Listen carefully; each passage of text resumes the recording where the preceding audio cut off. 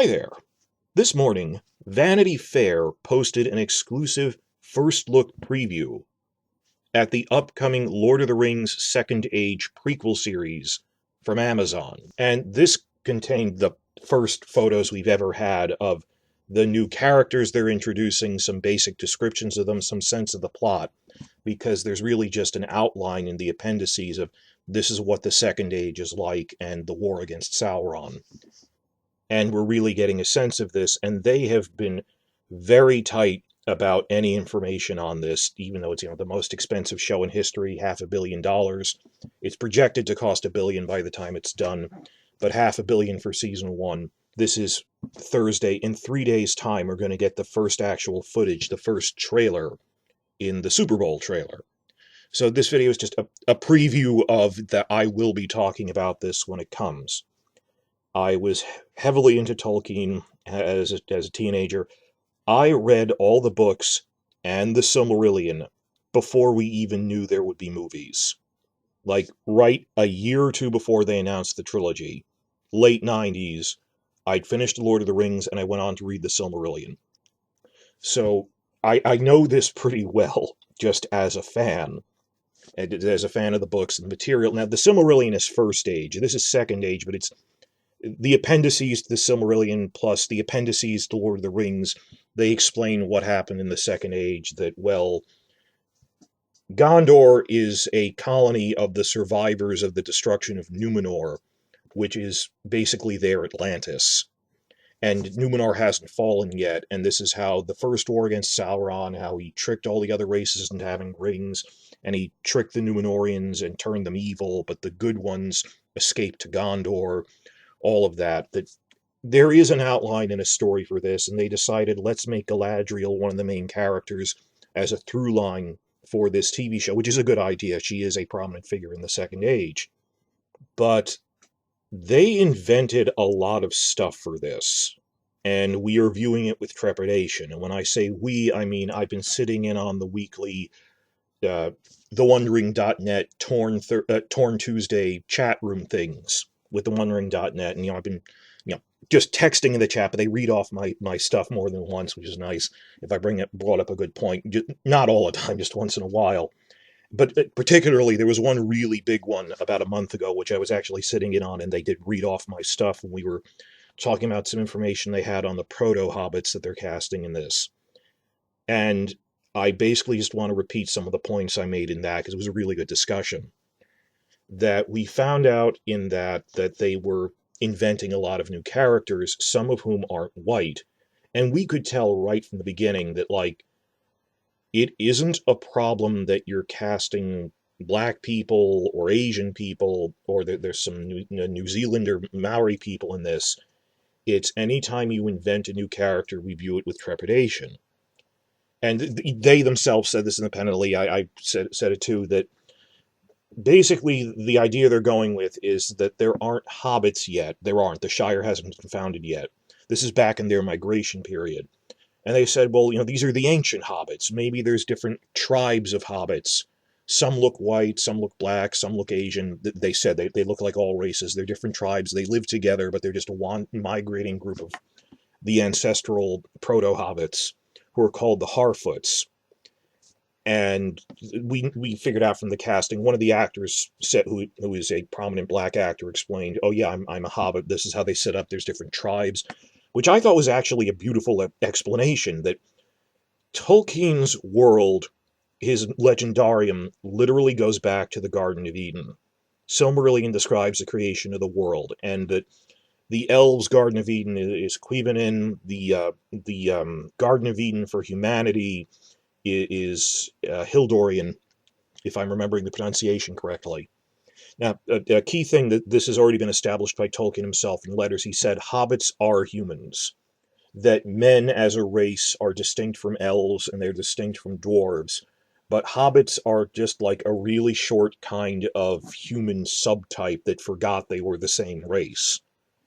That when you think about how they think and feel compared to like how alien the elves can seem at times, hobbits are basically people. So when you're looking at all the world maps, not just of Northwest Middle-earth near Gondor, but well, there's Far Harad, there's Khand, there's all this other stuff all over the world.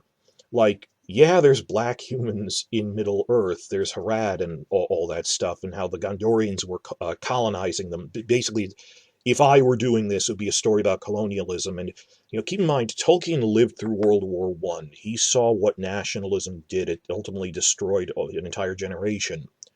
And it's the story of the Númenóreans, this Atlantis-like civilization.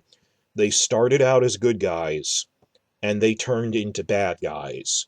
A handful escaped and turned into the Gondorians. We think, oh no, the white people are good. The Númenóreans turn evil. And they start aggressively colonizing the coasts of Middle-earth, and they enslaving Harad, who are not white. And I would make a story that showing the decline of Númenor into evil as this colonial power. That's an outline Tolkien himself originated. And by definition, because it's just an outline, you need to invent characters as viewpoint characters to convey this story idea. But generally matching those story beats, that's not an issue. So the question of, would there be black hobbits? Well, there's black humans. There might be really ancient, thousands of years ago, but thousands of years before there's even a Shire. We don't have an issue with that. Well, how do you reconcile that? These are tribes that eventually migrated to other places, and the hobbits that we know are a subset of that. That's fine with me. The real issue is when you invent characters. Similarly, in this set of characters, I'm keeping this short, because again, I want you to actually read the article, and I'm going to follow up on this with a longer thought-out video after the trailer, that one of the new cast photos prominently introduces a female dwarf who is black. I also don't have a problem with that, and in terms of sitting around the RPG table thinking of characters, I thought there could be black dwarves because there's 7 tribes of dwarves, basically. And we only really encounter 3 in the part of Middle-earth that you see in Lord of the Rings. That Durin's folk are the most prominent. They're the Longbeards. Also, from the Blue Mountains, and they're more in the Silmarillion, there's 2 other ones from Nogrod and Belagost, who are the Broadbeams and... No, I've got the other way around. The Broadbeams and the Firebeards are the other 2 we know about, and the Firebeards are evil. They're the bad dwarves. They killed Thingol and the Elf King, and then all dwarves were blamed for the actions of few, and then they lost their homeland, and they were migrated around this diaspora, and it's a whole thing. But the point is, there's 4 other groups. There's the Blacklocks. Well, okay, they must have black hair. And you kind of wonder, and you're sitting around thinking of the RPG thing, well, do the Blacklocks live in mountains in Harad? Maybe they look black. This is obviously fanfic, but you're playing around with... We never saw all 7 groups. For all we know, the other ones look different. I don't have a problem with that. For that matter, they introduced that there will be black or not white, various other races, elves. Because we don't see every group of elves in... the story of the Lord of the Rings. That it would take me a while to explain the sundering of the elves, but the short version is that there's basically 3 groups like a pyramid. At the top you have the High Elves, the Noldor, who are like Elrond, Arwen, Galadriel, really powerful magical ones. At the bottom of the pyramid, most numerous, you have Wood Elves, aka the Sylvan Elves. They're not very magical, but they're still faster and stronger than people. In between, because, well, they're not quite high elves, but they're not as low as wood elves, in that middle period, kind of a gray area, you have the gray elves. Think of it that way. Called the Sindar. So there's Noldor, Sindar, Sylvan. There are a lot of other divisions before that basically what's going on, that we don't see that many Sylvan Elves, and there's actually a lot of different groups of Sylvan Elves spread out all over the world. And even before that, all these 3 groups that we see, they're the fundamental break after the Elves are at Elf Garden of Eden, Cuivanen, in the Far East. Some of them are summoned to go to the Western Continent to be with the magical powers, to be in Valinor. The ones that left to do that are called the Eldar, and the Noldor, Sindar, Sylvan Elves are all subdivisions of the Eldar. We never even met the Avari. That it was a split between the Eldar and the Avari, the Dark Elves, who called dark because they didn't come to the light of Valinor and so forth. That they mentioned there's like 6 other groups that we don't even mention that much, and they kind of, it's this whole weird thing. We never really found out where Wood Elves come from. Like, are they a sub-branch of the Teleri Wood Elves, or did they mix with the Avari? Maybe a little of both. They actually did mention this a little bit in the Hobbit trilogy, where I thought that was actually a good way to invent a character with good world building. That Evangeline Lilly's character Toriel mentions, "Oh, I'm just a lowly Sylvan elf. I don't rank as high as Legolas and his father Thranduil because they are Grey Elves, and they're ruling over us because they're more powerful than we are. But that there's a pecking order among them, and she's considered low ranking." I will say that Hobbit trilogy had some flaws whenever the studio tried to meddle with them, but generally the actors believed in it. Jackson believed in it. They rushed him. But what Jackson himself has said, like, you should cut out all the romance stuff, which neither the actors nor the director wanted. Like, this needs a director's cut, but it could still be good, like the way a Blade Runner could be drastically improved with a director's cut. It's not unsalvageable. There's parts I fast forward through that even, like the romance stuff, which is stupid, but there's some really good stuff in The Hobbit when they're at the parts where they stick to the book. So some people going, oh, it's an utter disaster.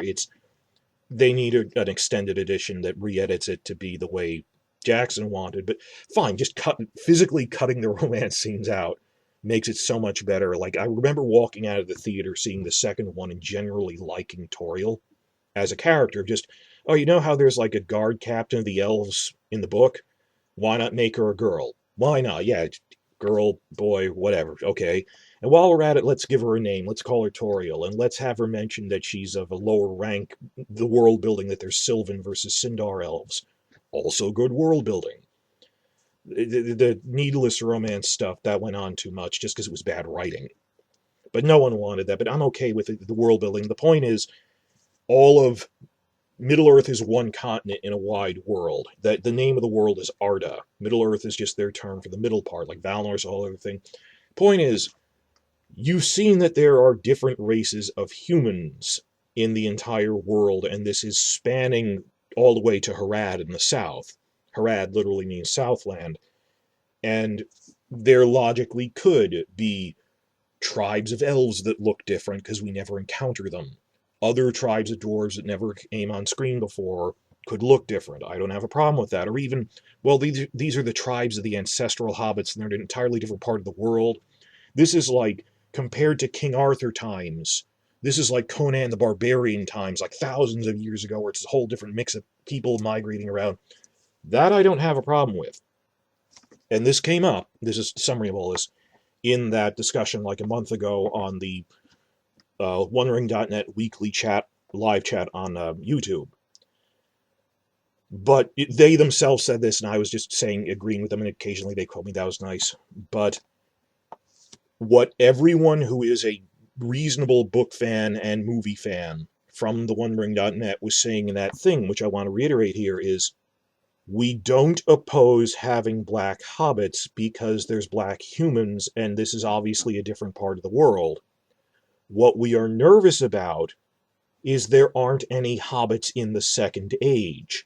So you'd have to be black, white, whatever.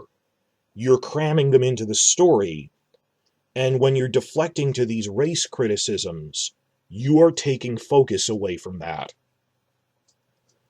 I don't want to go on too much of a tangent with Star Wars here, and I know this is more complicated. Think about, you had online trolls when the sequel trilogy began, incessantly complaining that John Boyega couldn't be a black stormtrooper.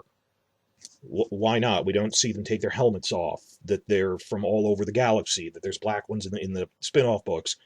But if you're complaining so much, I don't like that he's a black stormtrooper, it's taking focus away from real questions about the writing and like the characterization of Luke, who I actually think Mark Hamill managed his performance elevated weak writing to me, because he's Mark Hamill. But that if you're just focused on it, you are not helping. If you are focused on all this wokeness, it's This isn't even fair to the black characters. What if they're poorly written? And this is just tokenism, is what I'm saying. It's token. Oh, we threw in some black ones. There's really no reason for them to be in the story. It's just bad writing. But hey, we're dangling the tokenism in front. If I were writing a Second Age story, I honestly would put in, oh, here's the Blacklock Dwarves. They're a different tribe. They're from the Harad Mountains. They're different from the Longbeards. Or okay, we can say the Avari Elves might look different, and we're in a different part of Middle Earth, because this thing's going all over the world. And I might even like have a cameo of the proto-hobbits. There's actually 3 tribes of hobbits in the books that in the Second Age they explain. Well, the most numerous are the Harfoots, the hairy feet, Harefoot, Harfoot, and the least, and they live in the rolling hill country, and they're farmers. And the least numerous ones are called the Fallowhides. They're forest guys. They're huntsmen. They go to the forest. They hunt animals. They're good bowmen. And they're described as looking kind of Germanic. That they're tall and thin and have blonde hair. And like the Tooks and Bagginses are Fallowhides. And it's the one time they describe Frodo in the books, they say he looks really Fallowhide. He's very tall and has blonde hair. Like the movie Frodo having black hair, that actually contradicts the books, not that I mind, because it was just a throwaway reference. And the third group of hobbits, they're the Stoors, aka the Stouts, where the Stoors are weird, man. I mean, they can grow beards. The other 2 can't. They live by rivers, and they ride on boats of all things, which is a death trap. And they're kind of Celtic. Just in their names, that they lived in Dunland for a long time, that they have Celtic-sounding names, they have this accent. The Brandybucks are Stoors. So the way I would play with that is I'd kind of have them go, well, I'm a Fallowhide, a pale skin, I'm a Harefoot. And they're playing around that there's different tribes and stuff. You could do that, as long as it's not, the story needs to focus on the established characters, like everyone from Numenor, what's going on with the Isildur, Galadriel and Elrond. I actually felt good looking at preview photos of them. I worry when they invent characters who shouldn't be there just for the sake of putting them in. Like,